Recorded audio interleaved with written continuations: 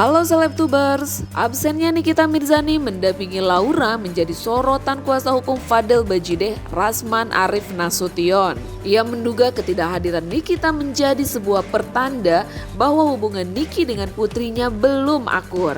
Hal ini ia sampaikan saat melakukan konferensi pers dengan awak media melalui sambungan Zoom meeting pada hari Selasa kemarin. Seperti diketahui nih guys, Laura, anak Nikita Mirzani telah menjalani pemeriksaan sebagai korban untuk dimintai keterangan di Polres Metro Jakarta Selatan pada hari Senin lalu terkait laporan ibundanya atas kasus dugaan persetubuhan dan pemaksaan aborsi yang diduga dilakukan oleh Fadel Bajideh. Ya, alhamdulillah Laura diperiksa didampingi pamannya, jadi salah satu pamannya dan salah satu kakaknya Niki, tapi kakaknya Niki ada di luar. Yang mendampingi di atas adalah adiknya Nikita. Jadi tadi informasi pada saat saya tadi di atas ada tambahan pertanyaan dari awalnya itu sebagaimana yang dikatakan oleh Humas sekitar 20, tapi setelah itu akhirnya ada 45 pertanyaan. Dari proses 45 pertanyaan itu kan pasti terkait dengan proses peristiwa yang terjadi sebagaimana yang dilaporkan oleh Nikita Mirzani. Ya, beberapa hal yang sudah disampaikan termasuk peristiwanya, tentang isinya, ya mohon maaf kalau isinya saya tidak bisa menjelaskan. Yang jelas dia diperiksa sebagaimana yang ditentukan, dia didampingi oleh keluarganya. Jadi dalam hal ini orang tuanya, karena kebetulan kita ada keperluan lain, sebagaimana yang Anda tahu adalah adiknya, jadi diwakili oleh keluarga yang senasab. Seperti itu, proses lebih lanjut nanti Anda bisa tanyakan kepada penyidik melalui Humas setelah ini prosesnya seperti apa. Yang saya harapkan dengan adanya proses hari ini, maka semakin cepat prosesnya supaya ada hal yang menjadi kepastian hukum dalam proses yang bergulir sejak dilaporkan pada bulan September tahun 2024, seingat saya seperti itu. Bang, apakah ayah kandung Laura mendampingi? Maksudnya? Ayah kandung Laura sendiri mendampingi? Enggak. Yang mendampingi adalah adiknya Nikita Mirzani. Apa harus saya ulang lagi? Kondisi Laura bang mungkin saat dia periksa. Baik, alhamdulillah dia sehat. Ya biasa lah ya, dia ditanya dia jawab. Apapun pertanyaannya dia jawab. Jawabannya seperti apa, insya Allah yang bisa menjelaskan itu adalah penyidik.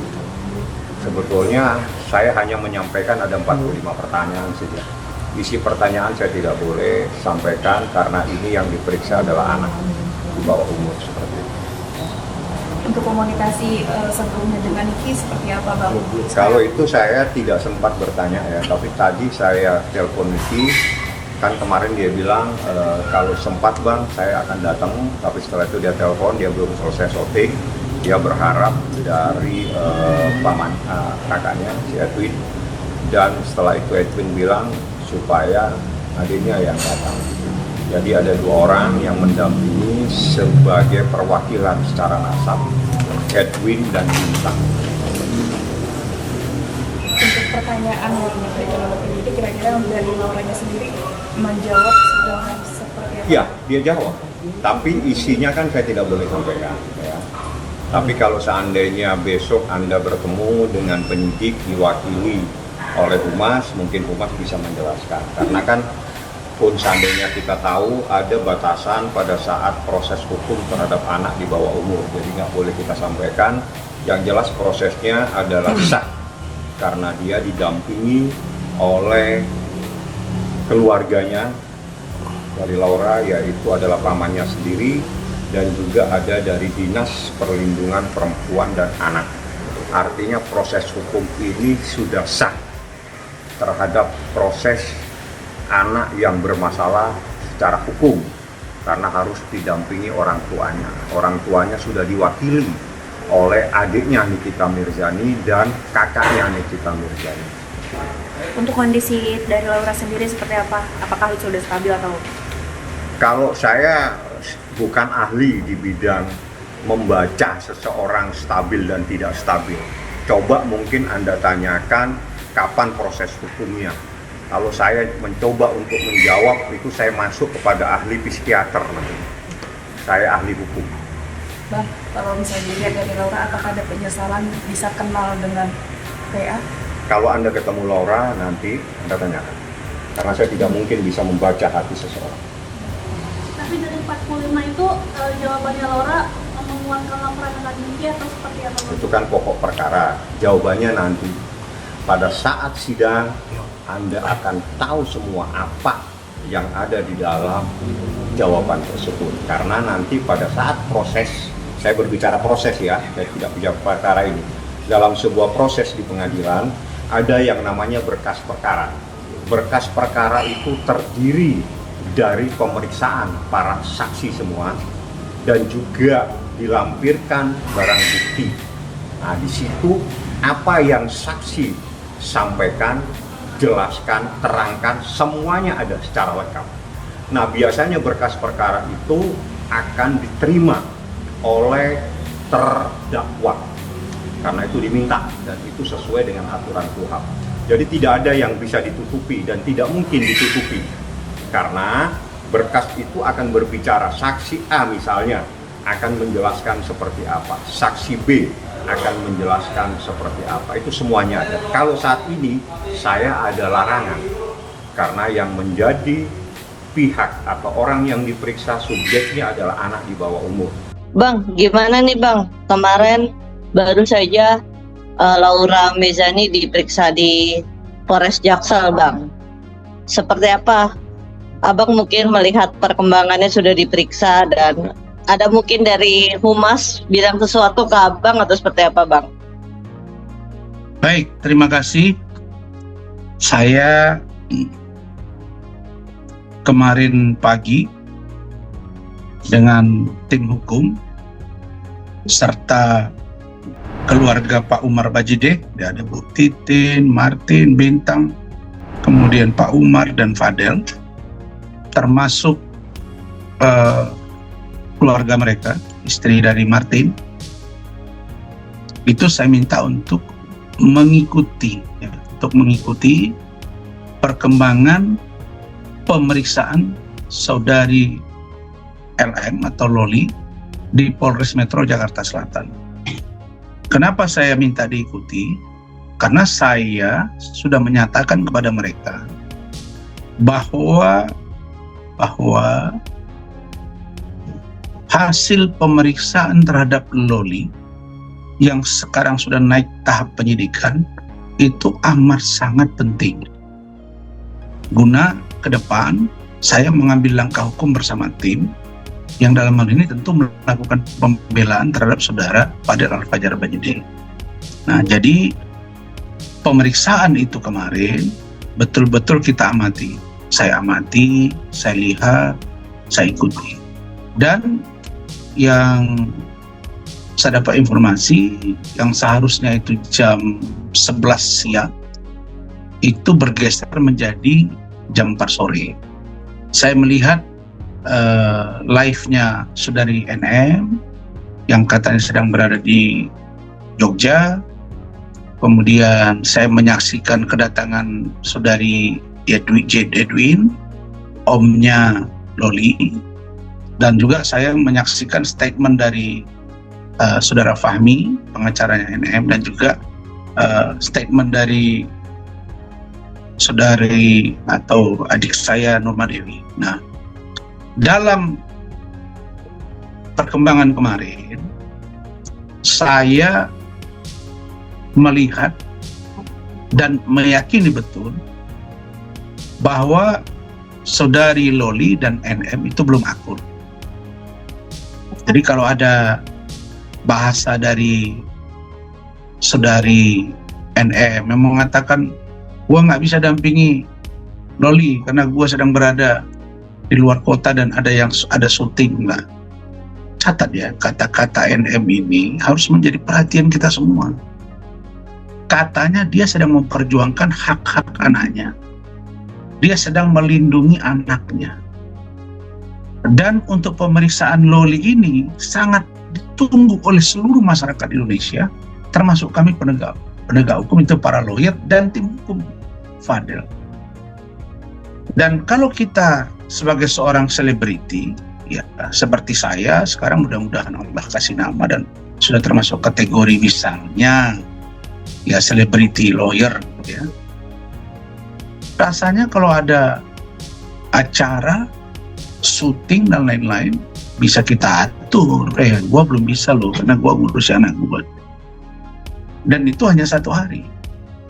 Nah, jadi ini hanya kamuflase, hanya strategi membangun opini menurut kami supaya jangan terbaca bahwa NM dengan Loli itu belum aku. Nah, kalau saya sebagai seorang akademisi dan lawyer, saya melihat bahwa ketidakhadiran NM itu patut kami duga sebagai sikap ketidakakuran antara Loli dengan NM.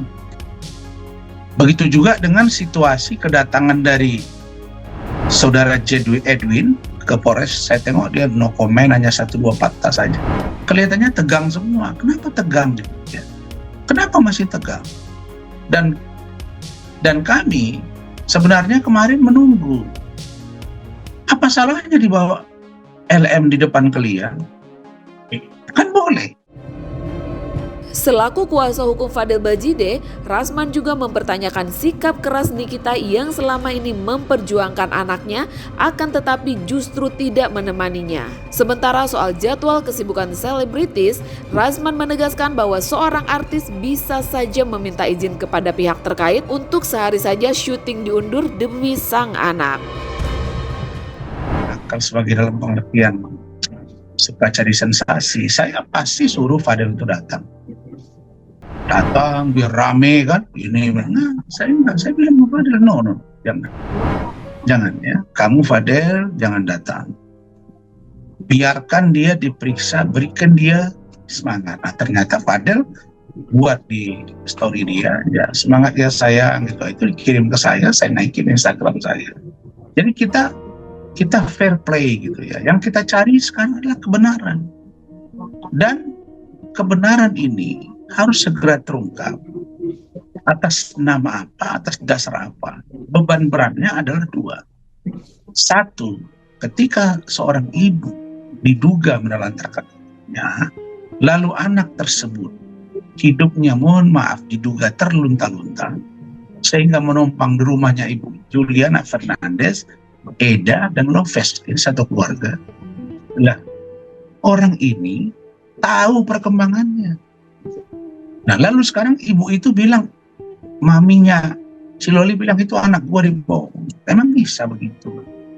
Nah, lalu pengacaranya ngomong kemarin, saya senyum-senyum terus sampai saya nggak marah. Terus istri saya bilang nggak usah direspon. Begini, ini orang ya, kalau dia pengacara profesional, ya, saya nggak pernah lihat tuh ada tim dia, sendiri aja sepahami itu. Kalau kita pengacara yang sudah ini, yang paling nggak ada staff, sehingga ada masukan yang diberikan gitu loh. Jangan kita berbuat sendiri, kita maju sendiri gitu. Bukan tidak bisa, tapi kan saya melihat banyak statementnya yang ngawur gitu. Contoh, dia mengatakan bahwa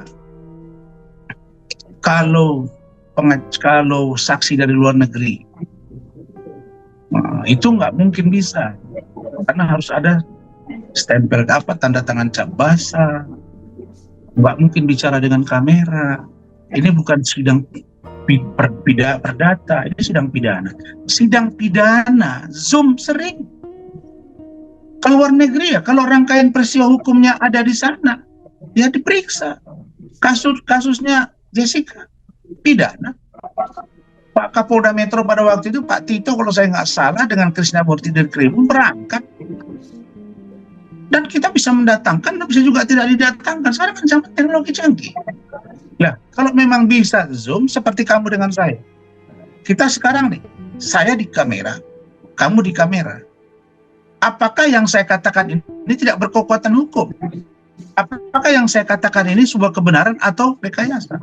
Tetap harus ada pertanggungjawabannya juga. Lah, kalau kami itu sudah datang ke penyidik, sudah buat surat, itu sudah dilampirin. Data pribadi Ibu Juliana Fernandes ini, ya, ID card, Emma, Eda juga, Lopez juga, dan kita koordinasi. Dan penyidik sudah mengatakan oke, akan diperiksa.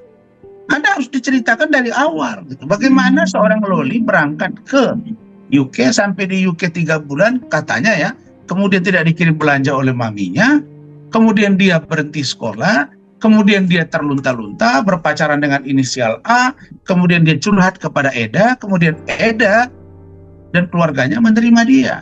Diperlakukan dengan baik, dimasukkan lagi sekolah.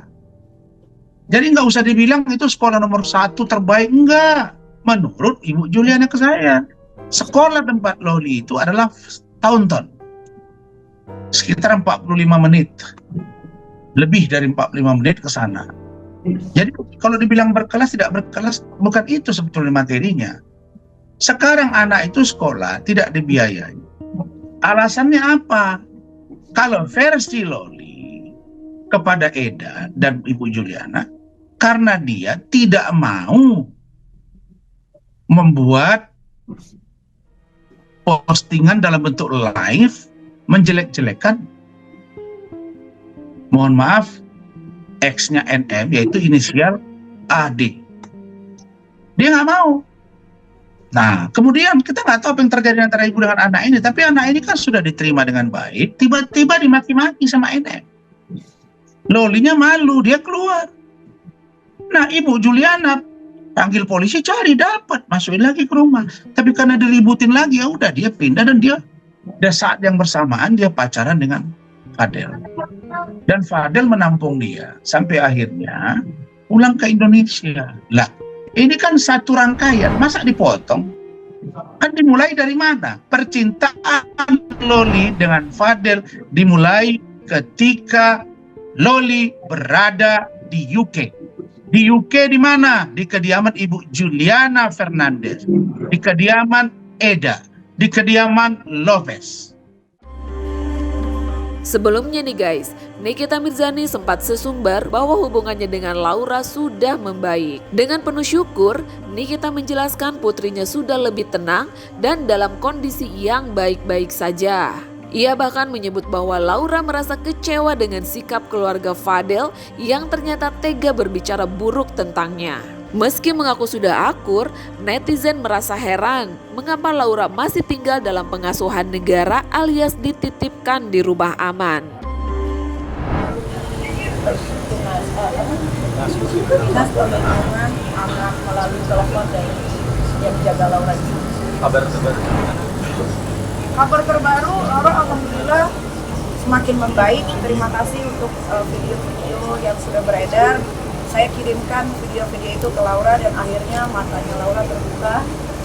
Apalagi dengan wawancaranya bapaknya Kang Semir, saya kirimkan juga video-video dari keluarga Marsupilani, keluarga Pra, keluarga Eda itu sudah saya kirimkan, dan akhirnya Laura sekarang sudah membaik.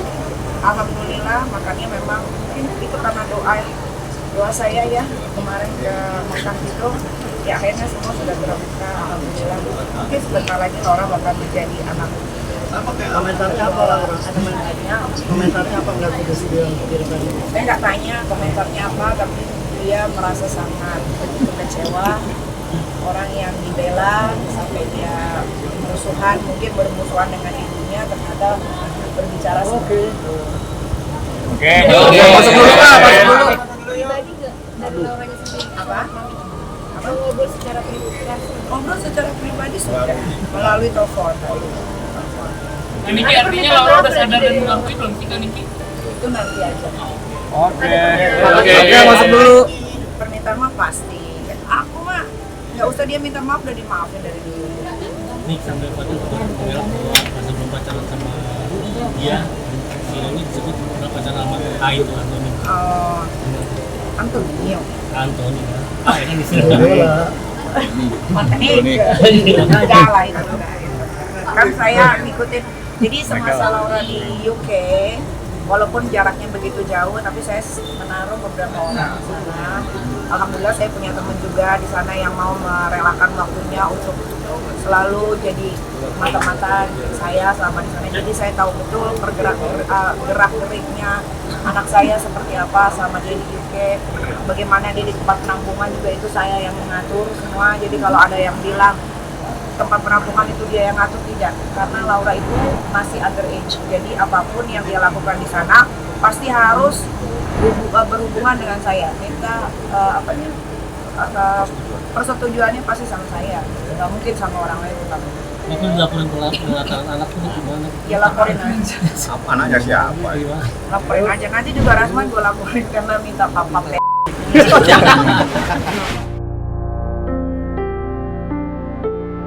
Ya.